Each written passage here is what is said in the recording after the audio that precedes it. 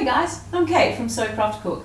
I get asked a lot what kind of sewing machine you should buy a child or a beginner, so I thought I'd show you one today. Look for a speed control up here rather than having to control it with your foot.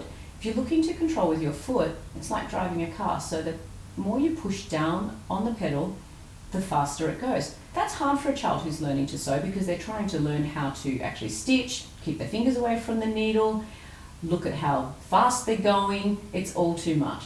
So if you control it up here, it makes it super easy.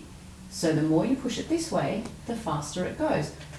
So start them on slow, and as they get better, they can increase the speed.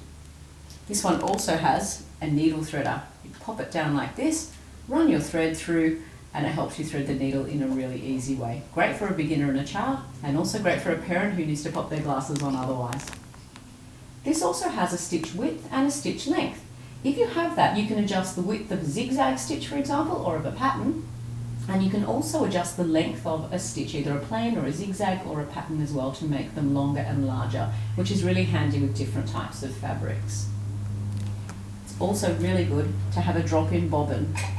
This one lives down here.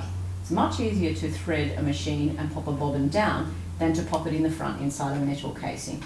So look for a drop-in bobbin as well. And also look for one that has a single buttonhole function rather than a 4-step buttonhole.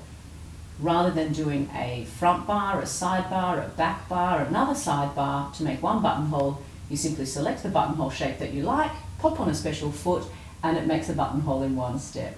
So if you look for all those things when you're looking for a sewing machine for a child or a beginner, you'll have a machine that will be great for now, but also will last you for years.